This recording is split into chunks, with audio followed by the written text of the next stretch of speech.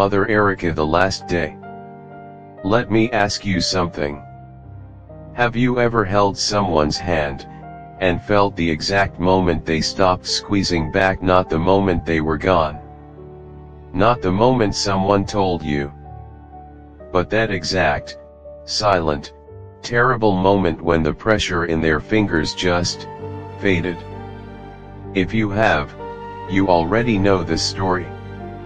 If you haven't, I hope you never do. But either way, you need to hear it. Germany, before everything. She was born in a country that had nothing to do with war. At least not yet. Berlin in the late 1800s was a city of cobblestones and church bells and the smell of bread from open windows. Erica grew up in all of that. She grew up learning the names of flowers in German, learning to sew from her mother, learning that the world was, mostly, a manageable place. Her mother had warm hands. That is the detail she would remember most. Years later, in the middle of a war she never expected to be part of. Not her mother's face. Not her voice. Just her hands, flour dusted, wrinkled at the knuckles, always warm. The kind of hands that could hold a fever down. The kind of hands that made you feel, even in the darkest room, that things would eventually be all right. Erica had those same hands. She didn't know it yet. The Turk. She met him the way people meet when the world is still ordinary. He was a Turkish officer in Berlin for military training. The Ottoman Empire was dying slowly and it knew it, so it sent its young men to Europe to learn how to survive. He was one of those young men. Serious. Quiet. A little lost in the language of a city that wasn't his. Erica was not looking for anything. And yet, there are meetings that change the entire direction of a life. Not loudly. Not dramatically. Just a conversation that goes on longer than it should. A walk that becomes two walks. A silence between two people that is somehow more comfortable than any words. It was like that. When she told her mother she was going to marry him, her mother sat down slowly at the kitchen table and did not speak for a long time. Then she said, "Turkey. Where is Turkey?" They brought out a map. Erica's finger traveled across the page past Germany, past Austria, past the Balkans and landed on Anatolia. Her mother looked at it. "That far?" she said. "Yes," said Erica. "That far. Will you come back?" Erica folded the map. She did not answer. Maybe she didn't know. Maybe she knew and couldn't say it. Maybe some questions are too large for the rooms we answer them in. She packed her trunk. She breathed in Berlin one last time, the cold air, the smell of stone and coal smoke, and her mother's kitchen. She pressed her face against her mother's neck for a moment longer than usual. And then she left. She did not look back. Because some journeys only go forward. Anatolia. Istanbul hit her like a wave. The smell was different. The light was different, the sound was different, the call to prayer, the voices layering over each other in the market, the seagulls, and the fairy horns, and the endless conversation of a city that never quite went to sleep. She stood on the dock and felt, very clearly, that she had stepped into a different world. But not a wrong world. She learned Turkish slowly, stubbornly, imperfectly. First numbers. Then colors. Then how to ask for things. Then how to apologize. Then, eventually, How to comfort? That last one mattered most. Because comfort was the thing she would spend the rest of her life giving away. People were warm to her. More than she expected. A foreign woman married to a Turkish officer, she expected suspicion, distance, perhaps hostility. Instead she found curiosity, kindness. Neighbors who brought food to her door. Women who taught her words she couldn't find in any book. She belonged here, she realized. Not instantly. Not completely. But the way a tree belongs to soil it was not planted in slowly, over time, roots going deeper than anyone could see. 1915, then the war came to the shores. Canicle. The name spread through the city like a cold wind. Men left. Streets quieted. Women waited by windows. Erica's husband was given his orders. She stood in the doorway of their home and watched him put on his uniform. His hands were steady. His face was still. He was a soldier. Steadiness was the thing they were trained for, even when everything inside was not steady at all. He held her face in his hands before he left. "Stay inside," he said. "Please." She nodded. She meant it, in that moment. But then the hospital came to her attention. A military hospital not far away. Overwhelmed. Understaffed. Full of young men who had never expected to die and were now confronting the possibility with nothing to hold onto. She went. She didn't ask for permission. She didn't wait for someone to tell her it was allowed. She simply put on her coat, walked to the hospital, and said, "Tell me what to do." They told her. And she did it. And she never stopped. The morning before. That last morning, she woke before dawn. She always did. Sleep had become something that happened in fragments, an hour here, 2 hours there, snatched between rounds. She had stopped thinking of it as rest. It was more like a temporary absence. A brief disappearance before the world called her back. She lay still for a moment in the gray light and looked at the ceiling of the hospital tent. Stains on the canvas. Some from mud. Some from things she didn't name anymore. She breathed. Outside, she could hear the sea. Even here, even in the middle of everything, the sea was still there. Steady. Indifferent. Moving in and out with the same rhythm it had used for thousands of years before any of this, and would use for thousands of years after. She found that comforting. She stood up. Her back ached. Her feet ached. Her hands were rough in a way they had never been in Germany. She stepped outside for just a moment. The wind touched her face. Salt and cold, and the faintest gray light beginning at the edge of the sky. She thought of her mother. She wondered, not for the first time, if her mother still stood at that kitchen window. If she was still there, somewhere, looking east and wondering. Erica closed her eyes. She pressed the sea air into her lungs like something she wanted to keep. Then she went back inside. Because outside there was memory. Inside there were boys. Hussein. She went to him first. She always went to him first. He was in the corner bed.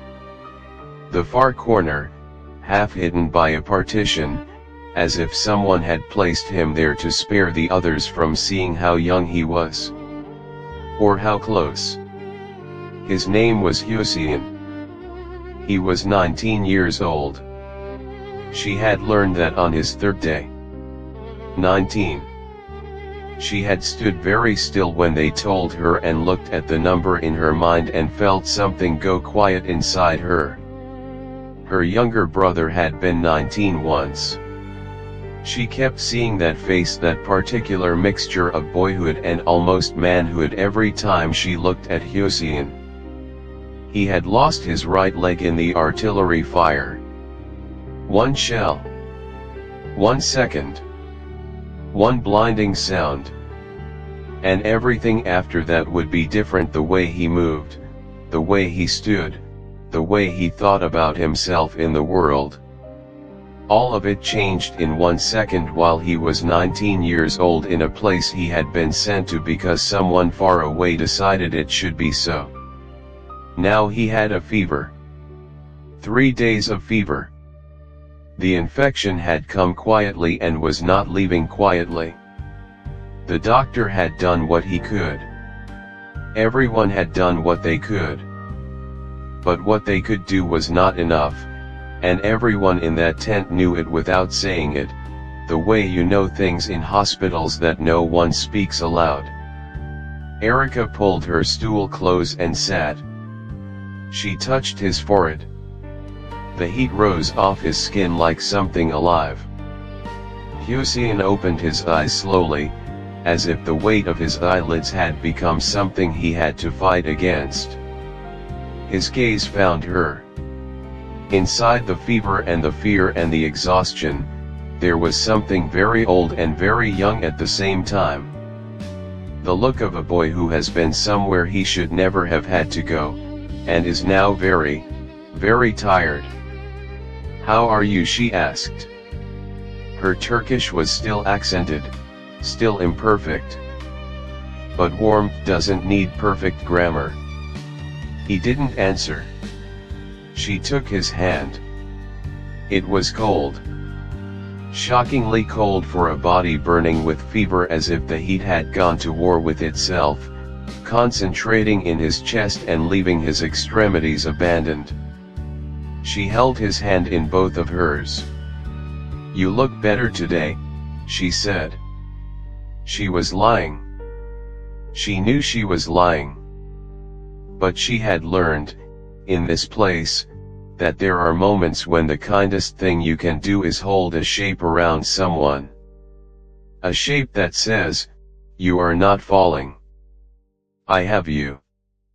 The world is still, in some way, manageable. Even when it isn't. His lips moved. She leaned closer. And she heard it, barely a sound. Almost no sound at all. Just breath shaped into a single syllable. "Anna." "Mother." She had heard this word so many times. From boys whose hands she held. From boys she sat beside through the night. From boys who did not make it to the next morning. Each time, the word came from somewhere so deep and so undefended that it was almost unbearable to hear. They were not calling for her specifically. They were calling for the idea that someone was there. That they were not alone. That in this particular darkness, in this particular pain, there was a hand and a presence and a warmth that said, "I see you. You are not invisible. You matter." She had become that. She had not planned to. She had not arrived with that intention. But somewhere between the first day and this day, she had become it. The soldiers had named her. She hadn't given herself the name, they had given it to her. Erica Anna. Mother Erica. And she had earned it in the only way that name can truly be earned, not through blood, not through birth, but through staying. Through choosing, every single morning, to walk back through that tent door. "I'm here," she whispered. She held his hand more firmly. "Don't be afraid. I'm here.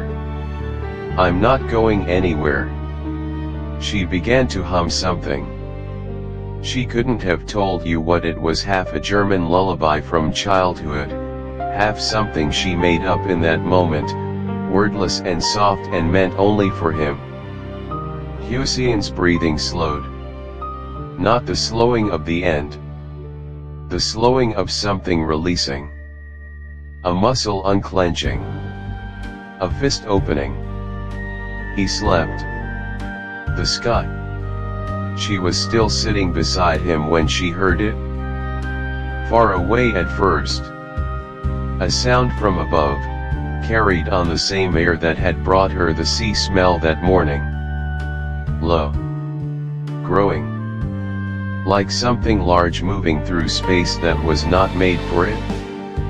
The tent went quiet. That particular quiet. The one that settles over a place when something is understood without being said. Erica raised her head. She looked at the ceiling of the tent. There was a moment, just a moment, when everything stopped. The moaning stopped. The footsteps stopped. The distant machinery of the hospital stopped. Everything stopped. And in that stop, her heart understood something her mind was still trying to form into thought. She stood. She did not let go of Hüseyin's hand. She stood, and she looked at the door of the tent, and for one fraction of a second she thought about moving toward it. And then, light. White. Everything white. Not the white of daylight or snow or the white of her apron. A different white. A total white. The kind that has no edges. Then pressure, not heard, but felt. Felt in the chest cavity, in the throat, behind the eyes. Then the sound that was not a sound but a physical force arriving through the walls of the building and through the walls of the body simultaneously. The ground moved. The tent walls tore.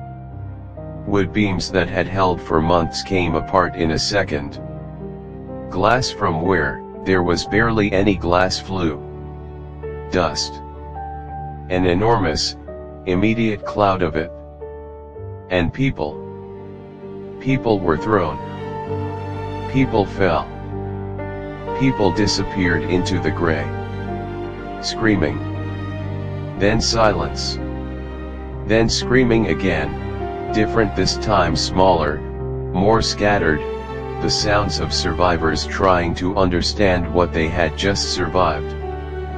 Her hand.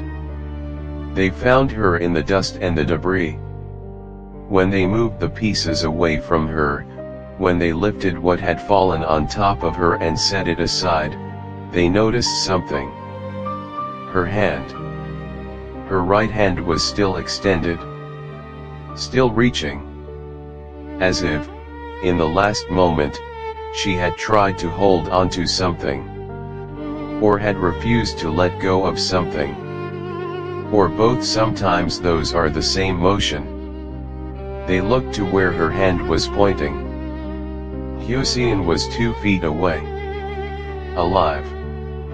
He would survive. He would go home eventually, to Konya, with one leg and a story he would spend the rest of his life trying to find words for. He would tell people about her. He would say her name.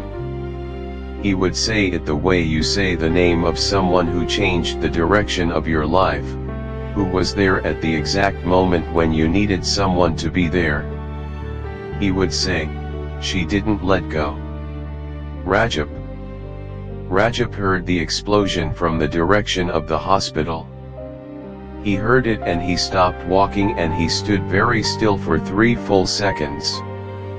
3 seconds in which his mind tried to tell him it could be anything. That it was far enough away. That there were many buildings in that direction. That the sound was not necessarily what it sounded like. 3 seconds. And then he ran. He ran the way you run when your body has already understood something and is simply waiting for the rest of you to catch up. Not fast because he was strong. Fast because there was nothing left in him that wasn't going toward her. When he arrived at the hospital site, he stopped at the edge of it. His chest was heaving. The building, what had been the building, was not. Smoke still rose from parts of it. People moved through the debris with the urgent, half-dazed efficiency of those who have been trained for emergencies but have never fully imagined this one. Voices called names. Names were not answered. Ragıp stepped forward. Glass cracked under his boot. He bent down. A piece of white cloth. Her apron. He held it in his hands. His hands were not steady. Searching. He did not ask anyone. He could not. Not yet. Because asking meant receiving an answer, and he was not ready for the answer. He needed a little more time in the space before the answer, where things were still uncertain, where she could still be anywhere, where she could still be. He moved through the debris. He lifted stones. His palms split. He didn't stop. He moved a ceiling beam that would have taken 2 men to lift under normal circumstances. Later he would not remember how. He said her name. Quietly at first. Erica. Then louder. Erica. The sun continued its movement toward the horizon with total indifference. He found a strand of yellow hair caught on a piece of broken wood. He stopped. He stood there for a long moment looking at it. Then he carefully, very carefully, freed it. And held it in his palm. And fell to his knees. In his arms. They had placed her at the edge of the site. Gently. With great care. As if she might still feel something. Someone had crossed her hands. He approached slowly. He did not rush. These last few steps he wanted to take them slowly. Because after them, something would be true that was not yet fully true. And he wanted just a few more seconds before that. He knelt beside her. He looked at her face. Her face was still. That was the thing about the faces of the dead that no one ever prepared you for. Not the color. Not the temperature. The stillness. The complete and utter absence of all the small movements, the micro-expressions, the breathing, the constant, unconscious aliveness that you never noticed when someone was living because they were simply always there. Now they were not there. And the absence of them was overwhelming. He slid his arms beneath her. He lifted her. Slowly. As if the slowness mattered now, as if care could still reach her. Her hair fell against his forearm. Cold. But the smell was still her. Soap and something underneath the soap that was just her. The particular, irreplaceable smell of one specific person that you cannot describe to anyone because it belongs only to you, to your memory, to the specific history of having loved them. He pressed his face against her hair. And he said the only true thing left to say. You became the heart of this land. His voice broke on the last word. He held her tighter. I brought you here. I brought you here and I. He could not finish. Some grief is too large for sentences. Some grief is just a sound. The grave. They buried her in canical soil. There was no ceremony to speak of. There was a war still happening. There was no time for ceremony, no tradition that quite covered this. A German woman, a soldier's wife, a hospital worker, a mother to men who were not her sons. What tradition covers that? None. So they stood in silence. A small group of soldiers. A doctor. Ragıp. They stood with their heads bowed while the distant guns continued, because the guns did not stop for this, did not stop for anything, would not stop for months yet, and they stood in silence because silence was the only thing large enough. One of the soldiers was crying. He was not embarrassed about it. No one looked at him. Because they understood. They were not burying a foreigner. They were burying their mother. Years later, Ragıp came back every year. After the war. After everything that came after the war, the new country, the new borders, the new name for everything. He came back when his hair was still dark and when it began to turn. He came back when his back was straight and when it started to curve.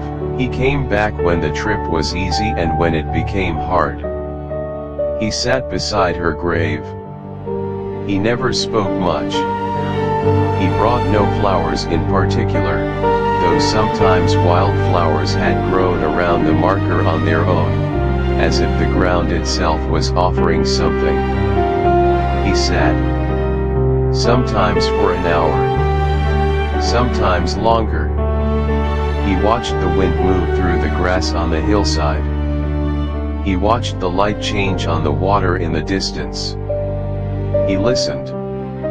And sometimes, not always, not even often, but sometimes in the right kind of silence, with the right kind of wind. He thought he heard something. Soft. Warm. The sound of someone who had never stopped being present. He always stayed a little longer on those days. And some people are born in the right place. They find their home in the country that made them, in the language they first learned to love in, and they live and die within a few miles of where they began, and that is enough. That is more than enough. Erica was not that kind of person. Her meaning was somewhere else. Her meaning was in a language she learned imperfectly. In a land she chose rather than inherited. In the arms of boys who were not her sons but called her mother anyway. In a hand she refused to let go of. She did not choose war. She chose love. She chose to stay when staying was difficult. She chose to return to the tent every morning when returning was frightening. She chose, in the very last moment, to reach towards someone rather than away. Was that heroism? I don't know what word to use. But I know what it looked like. It looked like a woman sitting by a bed in the early morning, holding a cold hand in both of hers, humming something half-remembered, saying, "I'm here, don't be afraid, I'm here." And meaning it. Right up until the end. When the wind crosses Canacle today, it moves a little more gently. As if the earth remembers something. As if the ground is still, somehow, protecting her. Mother Erica. Born in Germany. Became a mother in Anatolia. Gave her life in Canacle. Her hand was still reaching when they found her. Some people rest in graves. She rests in the hands she refused to let go of.